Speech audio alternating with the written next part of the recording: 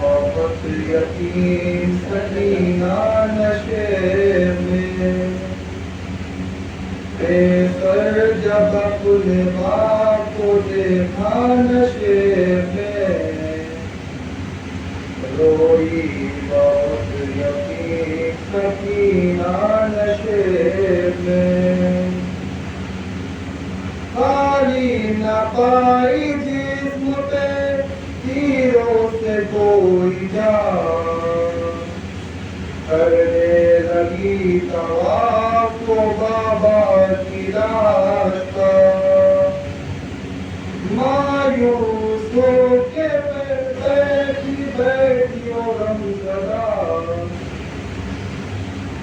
اپنے پدر کی لاش پہ لے کے سیکھیاں، وہ اپنے درد باپ سے کرنے لگی بیان، رک کر بنی تھی صاف جو ظالم کی انگلیاں، روئی بہت یتیم سکینہ نشے میں، بے سر جب اپنے باپ کو دیکھا نشے میں،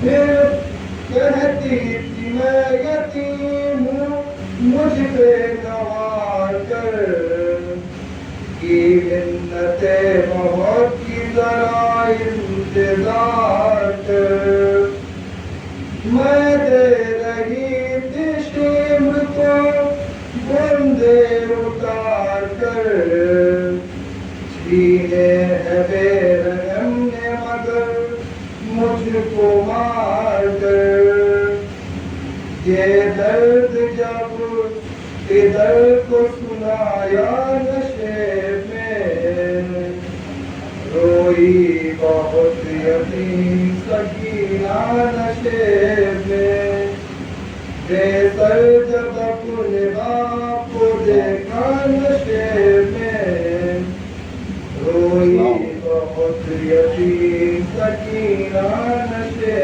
میں، ماتر میں لاش باپ کی جب سر کٹی ملی، کہ عمر 4 سال کی بچی تڑپ گئی، بیٹی جب اپنے باپ کو پہچان نہ سکی، آواز آبا کی سکینہ نے ہوگی، لاشا بھری باپ کا کھولا نشے میں، روئی بہت یتیم سکینہ نشے میں، بے سر جب اپنے باپ کو دیکھا نشے میں، آگے بڑھی حسین کی مظلوم غمزدہ، تیروں سے جسم باپ کا دیکھا بھرا ہوا، گھبرا کے تیر جسم سے کرنے لگی جدا، کم سن کی کوئی تیر نہ اس سے نکل سکایا، پایا نہ جب حسین کا سینہ نشے میں، روئی بہت یتیم سکینہ نشے میں،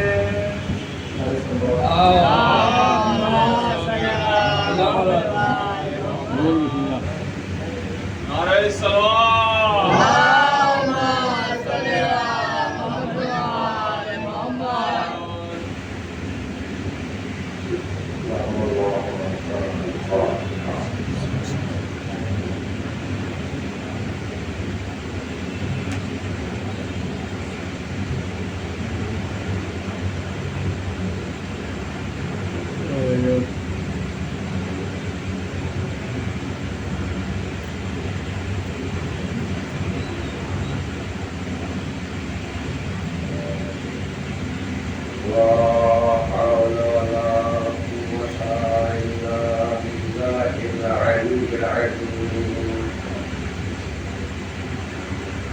حسبنا الله ونعم الوكيل نعم المولى ونعم النصير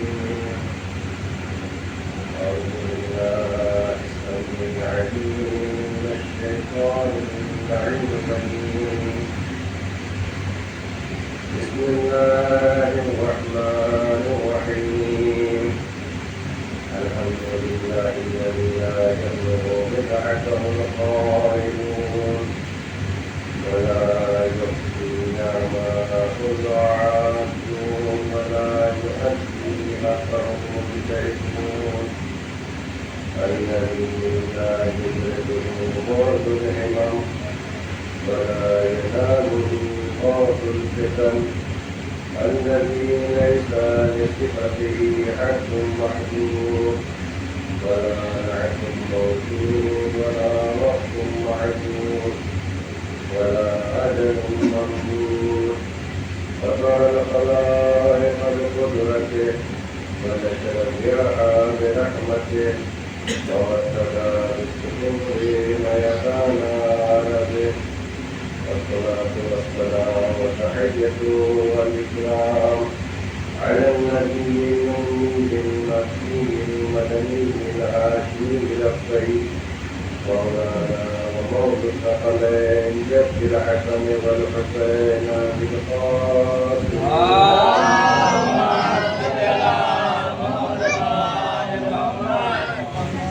وعلى آله الطيبين الطاهرين المعصومين المظلومين ولعنة الله على أعدائهم وقاتلي حقوقهم ومسلم فضائلهم ومصائبهم وشجاعتهم وعزتهم أجمعين من الآن إلى قيام يوم الدين بسم الله الرحمن الرحيم رب اشرح لي صدري ويسر لي أمري واحلل عقدة من لساني يفقهوا قولي أما بعد فقد قال رسول الله صلى الله عليه وآله وسلم بسم الله الرحمن الرحيم إن الحسين مصباح الهدى وسفينة النجاة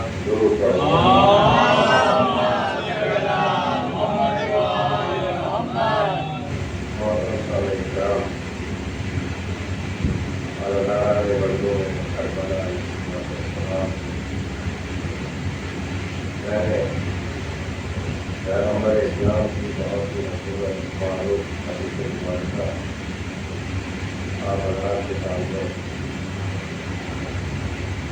تلاوت کرنے کا شرف حاصل کیا آپ کو آگے آنے تھوڑا سا رہتا ہوگا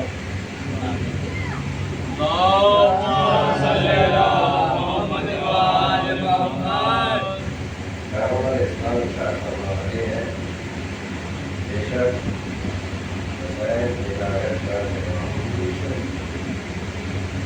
ابھی کہیں نجات اور نجات کی اللہ گرامی بس چند گزارے کا چند واقعات آوازات کے افغان عقیدہ کے حوالے اسی حدیث کے ذہن میں گزار کرنا ہے پیغمبر اسلام جو دین کے ذمہ دار ہیں جو دین لانے والے ہیں جو شریعت لانے والے ہیں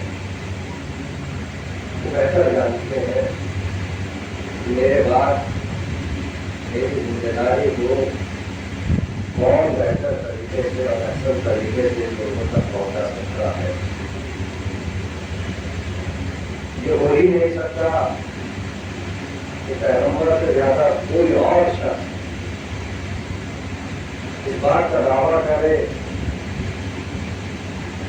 کہ پیغمبر کے بعد فلاں شخص یا ہم خود دین کی ذمہ داریوں کو پورا کر سکتے ہیں. زیادہ پیغمبر اسلام نے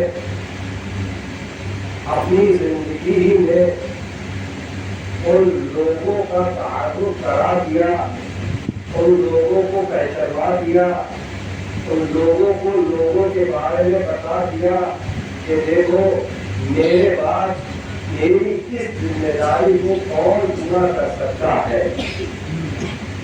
عزیزان گرامی، یہ پیغمبر جو اپنے بعد چند افراد کو پہچانوا رہے ہیں، لوگوں تک ان کا تعارف پہنچا رہے ہیں، اس کی وجہ کیا ہے، سبب کیا ہے؟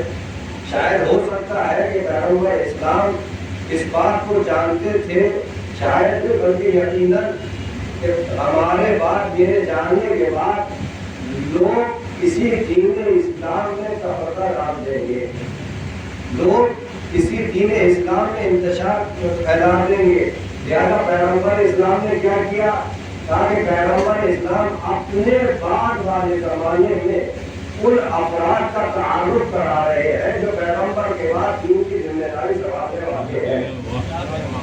کیا فرما رہے ہیں پیغمبر اسلام؟ تاکہ بے شک حسین ہدایت کا چراغ ہے۔ اور عزیزان گرامی، پیغمبر نے امام حسین علیہ السلام کے لیے لفظ استعمال کیا ہے کہ ہدایت کا چراغ ہے۔ یہ وہ احادیث ہے کہ جو ہمارے معاشرے اور ہمارے سماج اور ہمارے بچوں کی زبانوں پر ہونی چاہیے۔ یاد رکھیے، کچھ بہت ساری حدیثیں ہزاروں لاکھوں کی تعداد میں ہے، لیکن بہت ساری ایسی حدیثیں ہیں کہ جو شیعیت کی پہچان ہے۔ مثلا حسین و منی وانا من الحسین، مثلا علی و منی وانا من العلی، مثلا حسن و منی وانا من الحسن۔ یہ وہ احادیث ہے کہ جو ہمارے بچے کی زبان پر ہونی چاہیے۔ کیوں؟ اس لیے کہ ہم یہ دعویٰ کرتے ہیں، ہم جو حسینی ہے ان کا دعویٰ یہ ہے کہ ہم حسینی ہیں۔ ہمارا دعویٰ یہ ہے کہ ہم اہل بیت کے سچے پیروکار ہیں۔ ہمارا دعویٰ یہ ہے کہ ہم اہل بیت کی سیرت پر عمل کرنے والے ہیں۔ اور عزیزان گرامی، اس دعوے کے بدلے میں ہم چاہتے کیا ہیں؟ تاکہ ہم چاہتے یہ ہے کہ دنیا میں جو ہم نے اہل بیت کا دم بھرا ہے، اہل بیت کی محبت کا جو دم بھرا ہے، ہمیں اس کے بدلے میں آخرت میں شفاعت ملنی چاہیے۔ اب عزیزان گرامی، شفاعت کسے ملے گی؟ تاکہ جو اہل بیت سے محبت کرتا ہوگا۔ شفاعت کسے ملے گی؟ تاکہ جو اہل بیت کی سیرت پر عمل کرتا ہوگا۔ شفاعت کسے ملے گی؟ تاکہ جو اہل بیت کی باتوں کو مانتا ہوگا۔ شفاعت کسے ملے گی؟ تاکہ جو قرآن و اہل بیت کے ساتھ ہوگا، اسی کو ملے گی نا۔ تو عزیزان گرامی، اگر کل قیامت میں پوچھ لیا کہ یہ بتاؤ تم اہل بیت سے محبت کرتے تھے نا، تمہارا دعویٰ تھا کہ نہیں تھا؟ تاکہ ہر انسان کہے گا کہ یقیناً ہمارا دعویٰ تھا۔ تاکہ سناؤ اہل بیت کی کوئی بات، اہل بیت کی کوئی بات سناؤ نا۔ تو عزیزان گرامی، وہاں پر پھر لے کر آئے کہ مولوی صاحب کو لائیے، مجھے کو یاد ہوگا ایک دور پڑھا محمد علیہ۔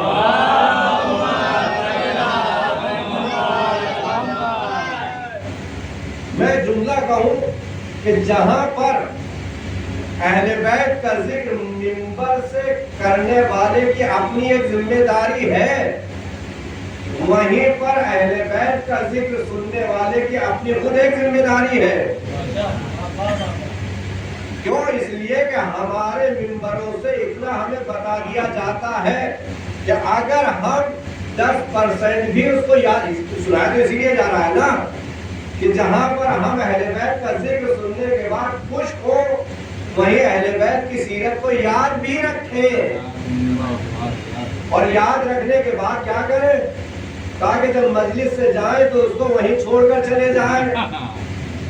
یہی ہونا چاہیے نا۔ تاکہ نہیں، یہ نہیں ہونا چاہیے۔ تاکہ کیا ہونا چاہیے؟ تاکہ جو ہم نے سنا ہے اس کو یاد کریں، اور اس کو یاد کرنے کے بعد پھر اس پر عمل کرنے کی کوشش کریں۔ ہمارے گرامی، بہت حساس معاملہ ہے ہمارے ساتھ۔ تو اس لیے کہ کہیں ایسا تو نہیں خدا نہ خواستہ کہ ہم اہل بیت کے دم تو بھر رہے محبت کا، لیکن کہیں یہ زبانی دعویٰ نہ ہو۔ تو اس لیے کہ زبانی دعویٰ اگر ہوگا تو ہم ذکر کو سننے کے بعد وہیں پر چھوڑ کر چلے جائیں گے، اور اگر زبانی دعویٰ نہیں ہوگا بلکہ عملی دعویٰ ہوگا تو ہم اس کو سننے کے بعد اس پر عمل کرنے کی کوشش کریں گے۔ کیوں؟ اس لیے کہ اہل بیت کا جو مقصد ہے، دیکھیے دو چیزیں ہیں، ایک اہل بیت شخص ہے، ایک اہل بیت شخصیت ہے۔ اہل بیت شخص ہے، امام حسین کو ہم جانتے ہیں، پہچانتے ہیں، محبت کرتے ہیں۔ امام علی علیہ السلام کو ہم جانتے ہیں، پہچانتے ہیں، ہم محبت کرتے ہیں۔ پیغمبر اسلام کو ہم جانتے ہیں، پہچانتے ہیں، محبت کرتے ہیں۔ شہزادی سے ہم محبت کرتے ہیں، جانتے ہیں، پہچانتے ہیں، یہ شخص سے محبت ہے۔ کہا کہ پھر شخصیت کیا ہے؟ کہا کہ شخصیت یہ ہے کہ ہم یہ دیکھیں کہ امام حسین علیہ السلام نے شخص کے ساتھ اس کائنات میں آنے کے بعد کیا کیا۔ مولا علی علیہ السلام نے اس دین کے لیے کیا کیا انجام دیے، شہزادی نے کیا فعل انجام دیے، امام حسن علیہ السلام نے کیا انجام دیا۔ عزیزان گرامی، کیوں؟ اس لیے کہ پروردگار عالم نے رہبر بنا کے بھیجے، اس چیز سے تو کوئی انکار نہیں کر سکتا۔ محبت اپنی جگہ پر، اس سے کسی کو انکار نہیں ہے۔ میں خود کہتا ہوں کہ مجلس ہے، اس میں مجلس ہو رہی ہے، مجلس میں آنے کے دو ثواب ہیں۔ ایک تو یہ ثواب ہے کہ انسان اہل بیت کا ذکر سن رہا ہے، بلکہ تین کہوں۔ ایک تو یہ ہے کہ انسان اہل بیت کا ذکر سن رہا اور خوش ہو رہا ہے، اور ایک ہی ثواب یہ ہے کہ اہل بیت کا ذکر سن رہا ہے اور فرش اعلیٰ پر آ کر سن رہا ہے۔ نماز انسان اپنے گھر میں پڑھ رہا ہے، کیا وہ نماز نہیں ہے؟ آگے یقیناً نماز ہے۔ تاکہ اس کا ثواب نہیں ہوگا، تاکہ یقیناً ہوگا۔ تاکہ کتنا ملے گا؟ تاکہ 2 رکعت پڑھی ہے تو 2 رکعت کا ہی ثواب ملے گا۔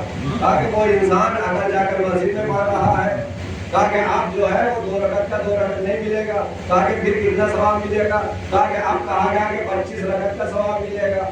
اب عزیزان گرامی، آپ دیکھیں کہ انسان کو ثواب اسی عمل 2 ہی رکعت کا انجام دے رہا ہے، لیکن اسی عمل کے بدلے میں جہاں 2 رکعت کا ثواب مل رہا تھا وہاں 25 رکعت کا ہو گیا۔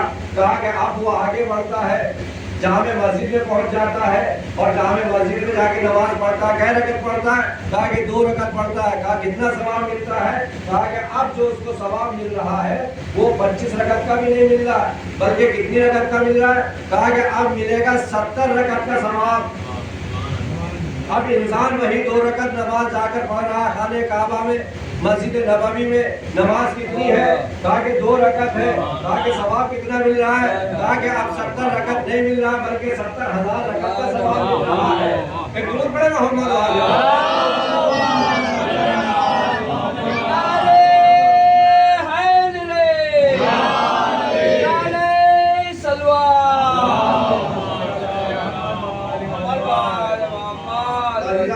عبادت کر رہا تھا نا، کیا رکعت کا عبادت کر رہا تھا؟ 2 رکعت کا عبادت کر رہا تھا، لیکن 2 رکعت کہیں پر 2 رکعت تھی، کہیں پر 25 رکعت ہو گئی، کہیں پر 70 رکعت ہو گئی، کہیں پر 70,000 رکعت ہو گئی۔ بس ایسے ہی اہل بیت کے ذکر کا بھی مسئلہ ہے کہ انسان اگر باہر سن رہا ہے تو ثواب تو ملے گا، یقیناً ملے گا، لیکن اگر وہ یہ چاہتا ہے کہ اتنا ثواب ملے کہ وہ بٹور نہ پائے تو آئے اور آنے کے بعد فرش اعلیٰ پر بیٹھ جائے۔ درود پڑھے محمد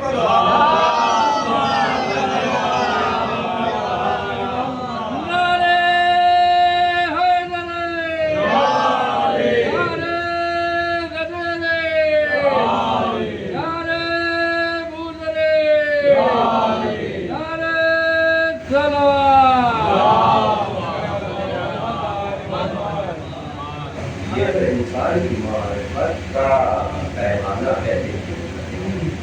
یہ نہیں کہتے کہ آپ باہر کا آخر والے بہت ساری باتیں ایسے ایسی ہو جاتی ہیں نا، لوگ پتہ نہیں کہتے رہتے ہیں۔ ہمیں نہیں اختیار ہے کہ ہم آزاد میں، ہمیں صرف آزاد کے فروغ کا حق ہے کہ ہم آزاد کی فروغ میں اپنا حصہ معین کرتے ہیں۔ ہم نے آزاد کے فروغ میں حصہ ڈالا ہے، ہمیں ترقی کا حق بات ہے، آزاد میں تو بالکل کی ترقی کا حق رکھنی ہماری کیا بات ہے؟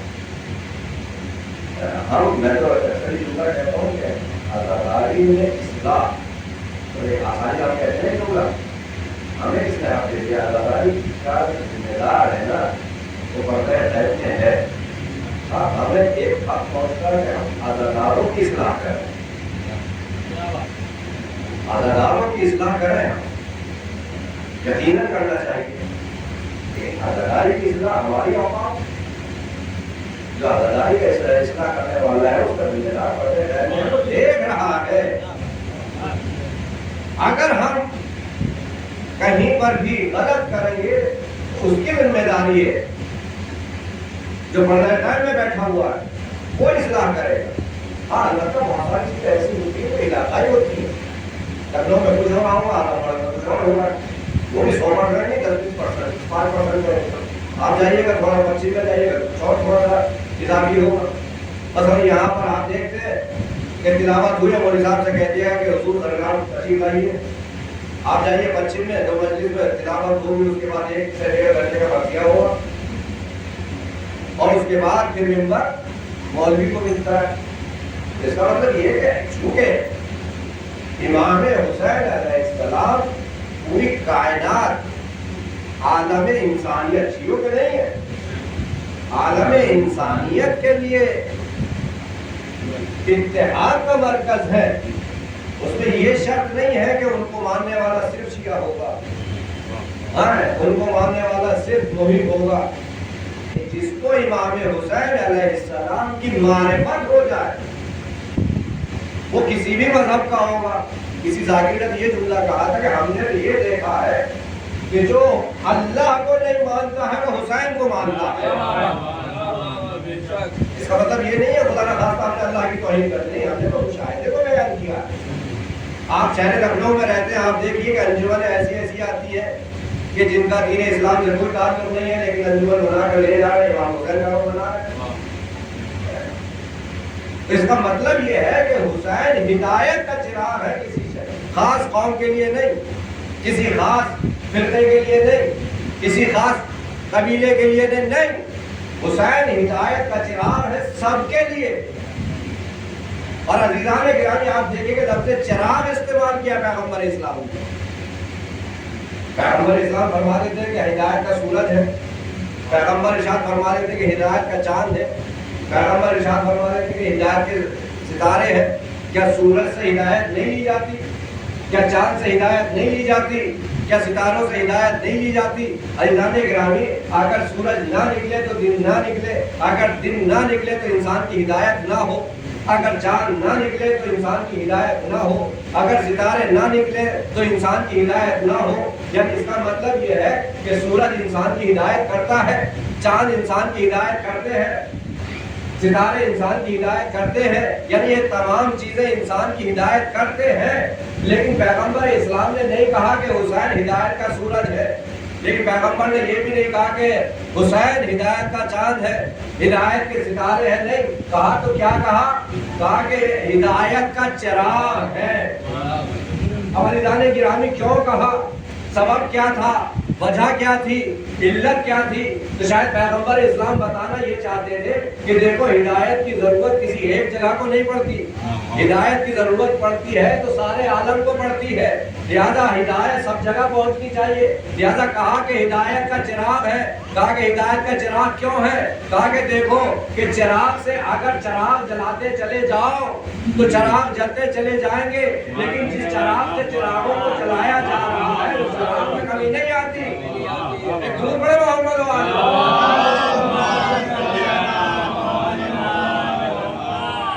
ایک چراغ سے بہت سارے چراغ جلا لیجئے، لیکن جس چراغ سے بہت سارے چراغ جلائے جا رہے ہیں کیا اس چراغ میں کمی آ جاتی ہے؟ تاکہ نہیں، اس چراغ کی روشنی میں کوئی کمی نہیں آتی۔ اب عزیزان گرامی دیکھیے چراغ جلایا جاتا ہے، آج روشنیاں ہیں، اور یہ روشنیوں کو دیکھیے اگر آپ کہیں کہ یہ چراغ ہے تو ان کو انسان کہاں پر لگاتا ہے؟ کہا کہ بلندی پر لگاتا ہے۔ جب آپ کے زمانے میں یہ چیزیں آج ہے اور کل نہیں تھی تو آپ چراغ کو کہاں رکھتے تھے؟ کہا کہ آتش دہن پر رکھتے تھے، بلند چیز پر رکھتے تھے، بلند جگہ پر رکھتے تھے۔ عزیزان گرامی آپ نیچے کیوں نہیں رکھ رہے ہیں؟ آپ اپنے برابر میں رکھ لیجئے، آپ زمین پر رکھ لیجئے۔ تو ہر انسان یہ کہے گا کہ یہ چراغ ہے، چراغ روشنی کے لیے ہوتا ہے، لہذا اس کو بلندی پر رکھا جاتا ہے۔ چراغ کو کہاں رکھا جاتا ہے؟ تاکہ بلندی پر۔ کیوں رکھا جاتا ہے؟ تاکہ اس لیے رکھا جاتا ہے تاکہ اس کی روشنی دور تک پھیلے۔ لہذا پیغمبر نے کیا فرمایا؟ تاکہ حسین ہدایت کے چراغ ہیں، لہذا حسین کو اپنی پشت پر بٹھا کر بتایا کہ دیکھو چراغ کو اوپر رکھا جاتا ہے۔ ایک دور پڑے محمد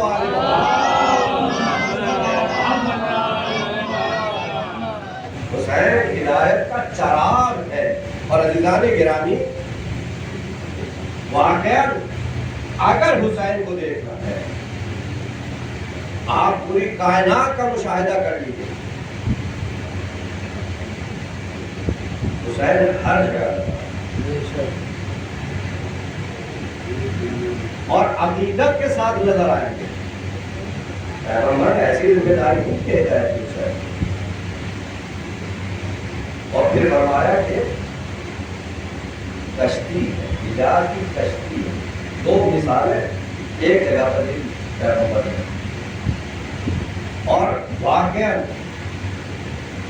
اگر آپ امام حسین علیہ السلام کی زندگی کا مطالعہ کریں خاص کر کے وہ زندگی کے جو کربلا سے ریلیٹڈ ہے.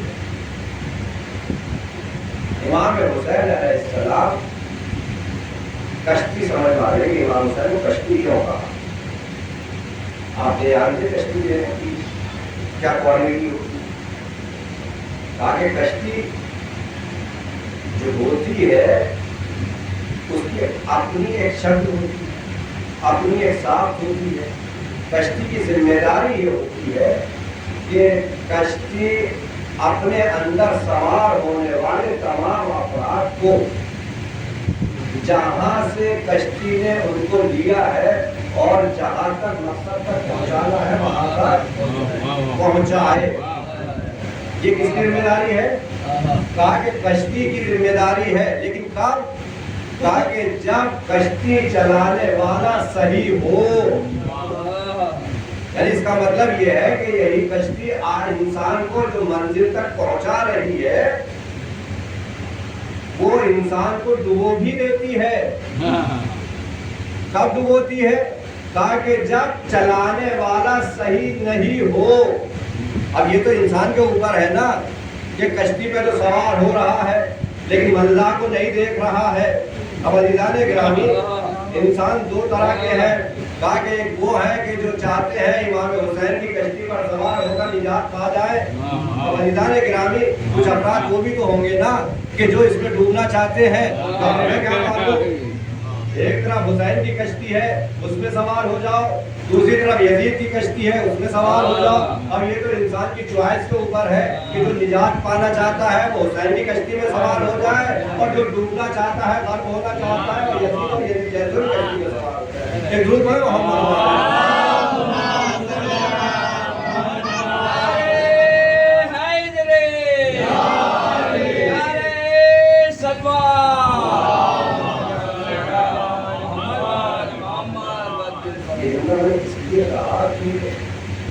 ہر دور میں یزیدی رہے ہیں لیکن آج کے دور میں خاص کر کے یہ دل کی بات کہنا بہت آسان ہو گیا.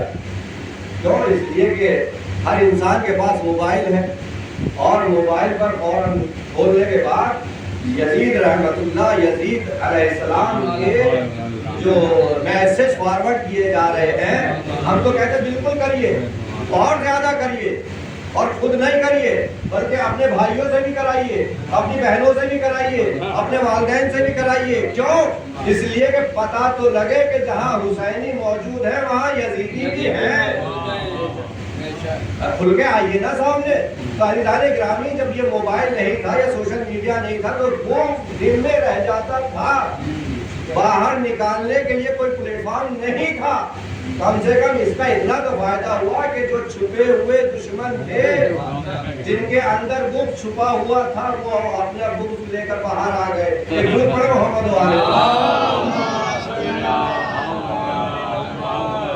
عزیزان گرامی حسین کشتی ہے, ان کے لیے کشتی ہے کہ جو حسین سے متمسک ہونا چاہتے ہیں.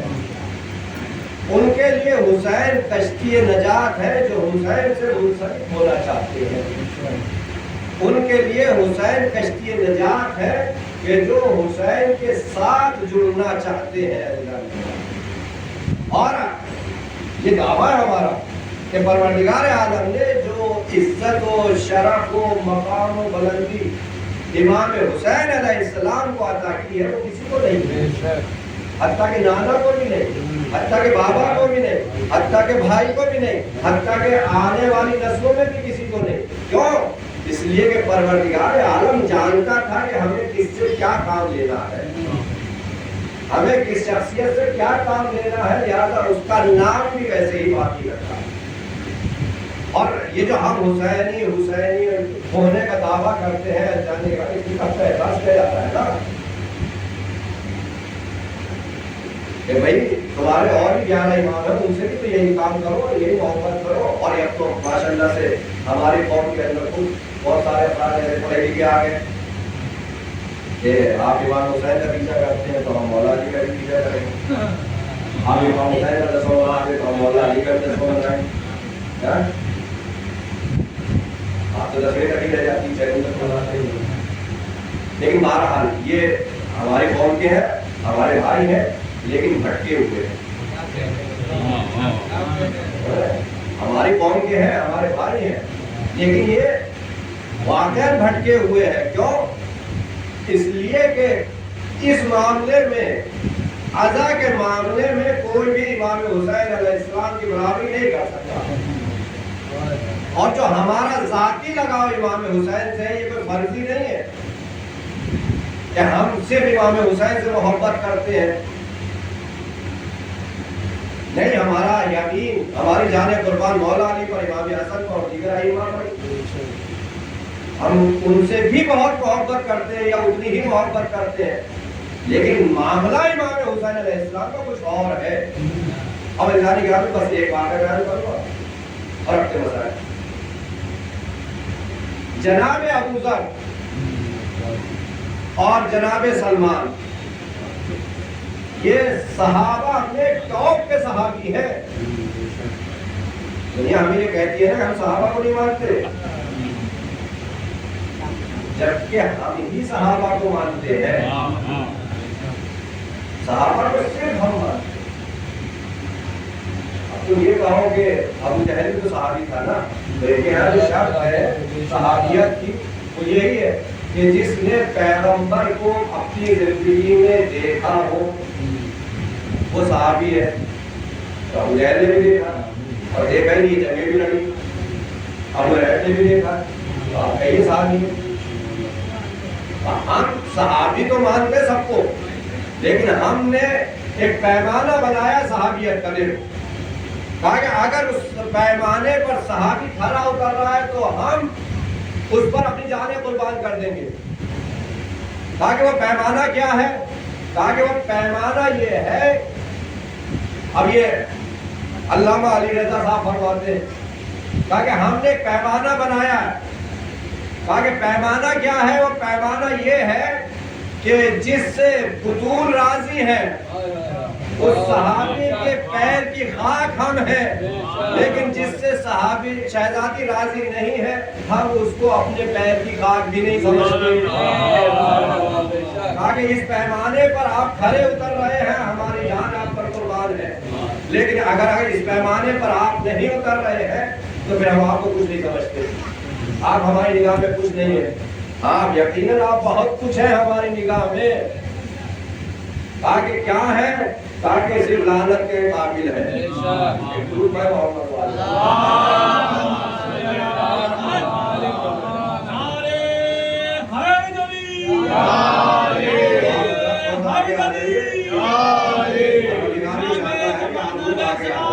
دشمنوں کی نیست اور نابودی کے لیے آواز بلند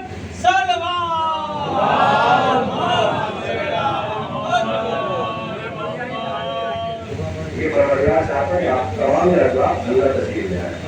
حسینیت زندہ باد، حسینیت زندہ باد، حسینیت زندہ باد، یزیدیت مردہ باد، نعرہ حیدری، جانتی امام زمانہ بآواز بلند صلوات۔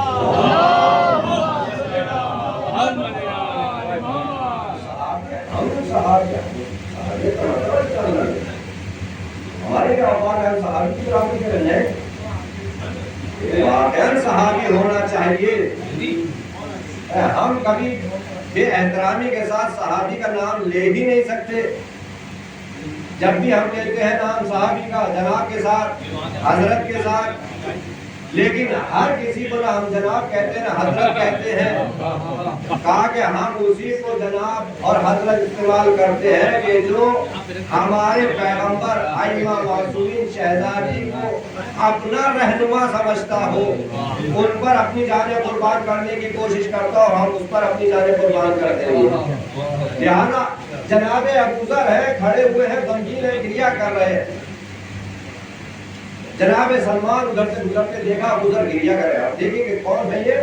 کہا کہ یہ ایک 90 نمبر کا 90 درجے کا صحابی ہے اور ایک 10ویں درجے کا صحابی ہے. ابوذر گریہ کر رہے ہیں. جناب سلمان پہنچے، کہا کہ ابوذر کیا وجہ ہے، کیا سبب ہے، گریہ کیوں کر رہے ہو؟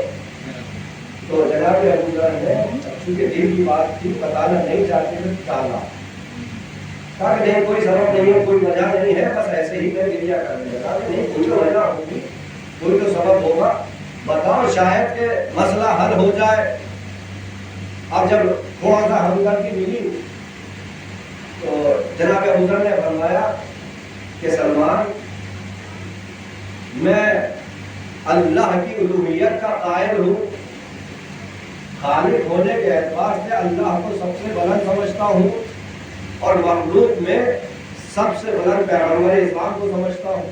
اس کے بعد امام علی کو سمجھتا ہوں، اس کے بعد شہزادی کو سمجھتا ہوں، اس کے بعد حسن کو سمجھتا ہوں، اس کے بعد حسین کو سمجھتا ہوں. یعنی میں سب کا احترام درجہ بدرجہ کرتا ہوں، لیکن میری جو خاص محبت اور خاص لگاؤ ہے وہ حسین سے کچھ زیادہ ہے.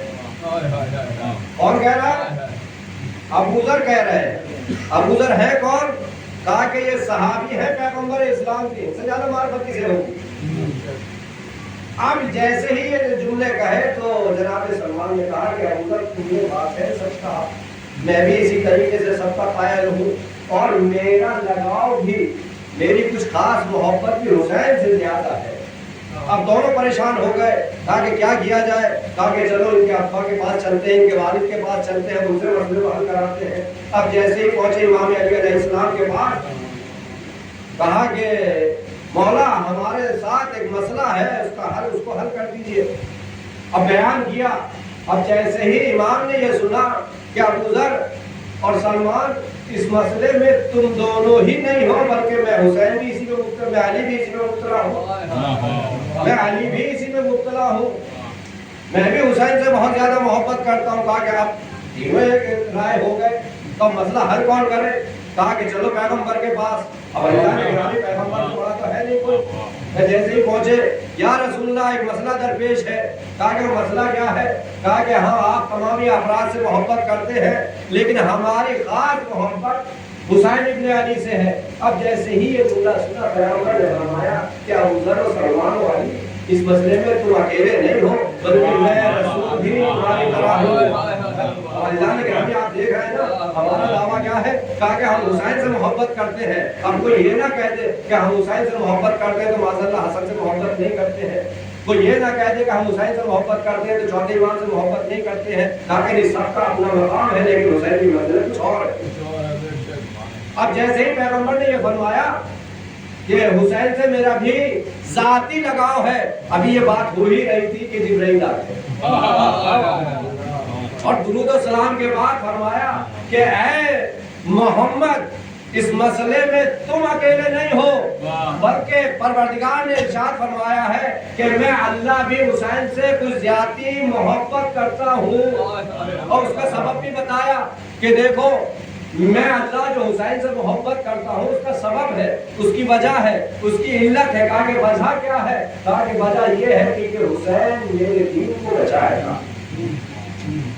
یہ حسین میرے دین کو بچائے گا. عزیزان گرامی ایسا نہیں ہے کہ تمام انبیاء نے، تمام ائمہ نے دین کو نہیں بچایا، دین کی نشو و نما نہیں کی، دین کو نہیں پھیلایا، لیکن جو کام حسین نے کربلا میں کیا ہے وہ کسی نے نہیں کیا. ابھی 2 روز قبل ہمارے اور آپ کے چوتھے امام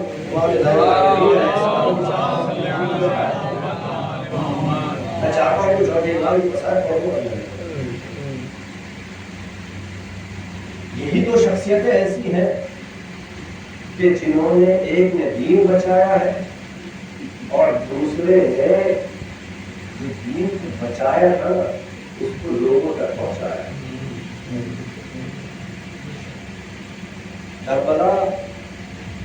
در کربلا میمان گر زینب لہو. اگر یہ سجاد زینب نہ ہوتے نا تو کربلا ہی نہیں. کربلا کو لوگوں تک پہنچانے کا کام جو کیا ہے وہ چوتھے امام اور شہزادی نے کیا ہے. جب اہل حرم رہا ہو کر مدینے آئے ہیں ایک شخص امام کے پاس آیا. امام مسجد نبوی میں نماز پڑھ کر نکل رہے اور کہا ہے کہ ایسے لیے سجاد یہ بتاؤ تم اپنے بابا کے ساتھ کربلا گئے تھے, تمہارے بابا نے کربلا میں کیا پایا؟ ہی نکال کر دیکھ رہا تھا نا انسان. اور ایسا نہیں ہے کہ امام حسین علیہ السلام کے ساتھ بات کر رہا ہے. آپ سن کے رہتے ہزار کی تعداد میں امام کے ساتھ کربلا کی طرف روانہ ہوئے تھے. یہ سوچ رہے تھے کہ حسین حکومت کے لیے جا رہے ہیں, جو یہ سوچ رہے تھے حسین دولت کے لیے جا رہے ہیں, تو سب امام کے ساتھ چل رہے. لیکن جیسے جیسے لوگوں کو یہ یقین ہوتا گیا کہ حسین نہ تو دنیا کے لیے جا رہے ہیں, نہ مال و دولت کے لیے جا رہے ہیں, نہ حکومت کے لیے جا رہے ہیں, نہ ثروت کے لیے جا رہے ہیں, تو وہ حسین کو چھوڑ کے چلے گئے. ایسے ہی افراد تھے مدینے میں. انہوں نے کیا کہا کہ تمہارے بابا نے کربلا میں کیا پایا؟ امام نے کچھ نہیں کہا. امام نے فرمایا کہ جو میری مسجد ہے نا, جاؤ پہلے 2 رکعت نماز پڑھ کے آ, پھر میں تمہیں اس سوال کا جواب دوں. دنیا یہ سوچتی ہے کہ ہم کسی کو قتل کر دیں گے تو جیت جائیں گے, ہم کسی کو مار دیں گے اور ہم زندہ رہیں گے لہٰذا ہم جیت جائیں گے. لیکن کربلا نے اس فلسفے کو رد دیا. جب وہ شخص نماز پڑھ کے آیا ہے اب اس نے پھر وہی سوال کیا. امام نے فرمایا کہ یہ بتا کہ کیا کر کے آیا؟ تاکہ میں تھوڑا دیر نماز پڑھ کے آیا. تاکہ نماز کس کی تھی؟ نماز اہل بیت کی تھی نا, نماز پیغمبر اسلام کی تھی, نماز اللہ کی تھی. امام حسین کیوں گئے تھے؟ تاکہ اسی نماز کو بچانے کے لیے گئے. صرف نماز کو بچانے نہیں گئے تھے, نماز کو بھی بچانے گئے تھے. تب امام نے فرمایا کہ ہمارے بابا نے یہ پایا ہے. لہذا امام سجاد جو امام حسین علیہ السلام کی شانہ بشانہ تھے کربلا میں, اور کربلا کو ہم تک پہنچانے میں ہمارے سید سجاد کا بہت بڑا حال ہے. اور شاید اسی لیے شاید یقیناً پروردگار عالم نے امام کی حفاظت کی. امام ہونے کے ساتھ ساتھ کچھ شاہد بھی ہونا چاہیے. اور عزیزان گرامی, امام نے اپنے 35 سال کربلا کے بعد کس کام اور کس طریقے میں ہمارے سامنے ہمارا کوئی نارملی بہت مر جاتا ہے تو عزیزان گرامی کہتے ہیں کہ ہمارے سامنے وہ منظر آتا ہے. کسی کو قتل کر دیا جائے تو یہ منظر اور شہید ہو جاتا ہے. لیکن سید سجاد سے پوچھیے کہ جس کے سامنے بہادر کو شہید کر دیا گیا, جس کے سامنے سید سجاد کی ایمان پہنوں اور گھٹنوں کو بے ودا دیار و دیار پھرایا جا رہا ہو, ذرا سید سجاد کی 35 سالہ زندگی کو تو دیکھیے کہ سید سجاد نے وہ 35 سالہ زندگی کیسے گزاری ہو. ہاں عزیزان گرامی, تو سید سجاد 35 سال تک اپنے بابا کو یاد کرتے رہے, اپنے بھیا علی اکبر کو یاد کرتے رہے, اپنے بھیا قاسم کو یاد کرتے رہے, اور محمد کو یاد کرتے رہے, اپنے چچا عباس کو یاد کرتے رہے. جب بھی پانی آتا تھا, جب یہ غذا آتی پھر تو سید سجاد کربلا کا رخ کرتے تھے اور فرماتے تھے بابا آپ کو پیاسا شہید کر دیا گیا. ہاں بزانے گرامی, مسلسل 35 سال تک ہمارا اور آپ کا چوتھا امام گریا کرتا رہا. جب یہ پانی آتا تھا امام گریا کرتے تھے.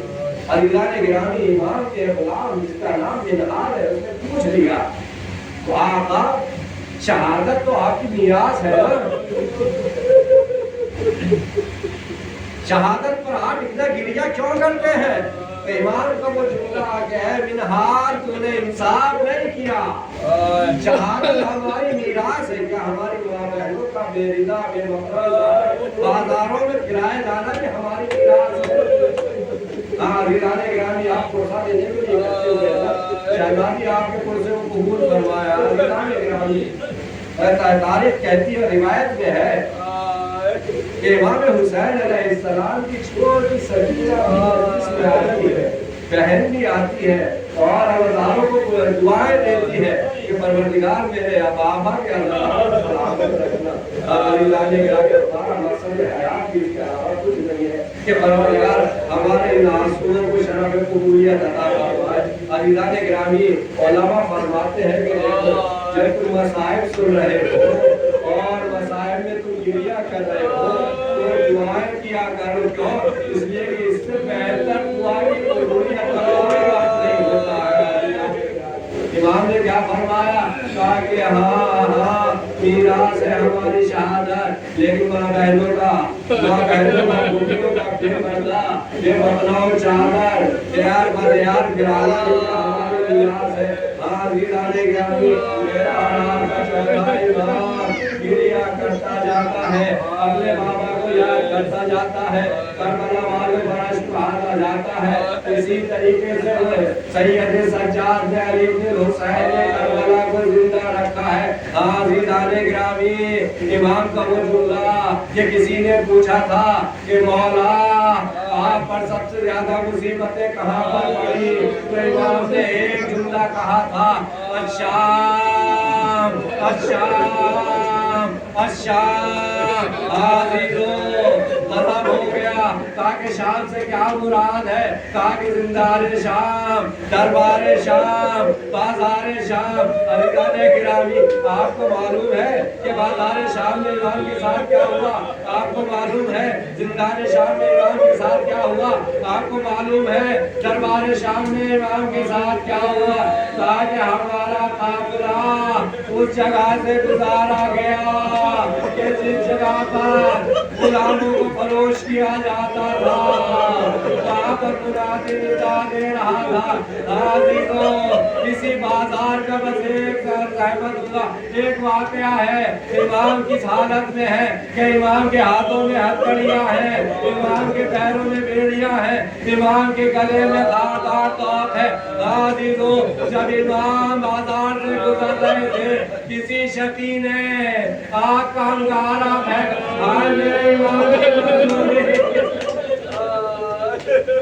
इमाम की मजलूमी के शकी ने एक आग का अंगारा फेंका। अंगारा इमाम के जमाने में आता है। हाज़िरों, इमाम के हाथ पर से कुछ बंधे हुए हैं ना, अब अजीज तसव्वुर कीजिए, आग हमामे में लगी, आग बढ़ती जा रही है, लेकिन हाय मेरा मजलूम इमाम उस आग की तपिश को बर्दाश्त कर रहा है, लेकिन हाथ पर से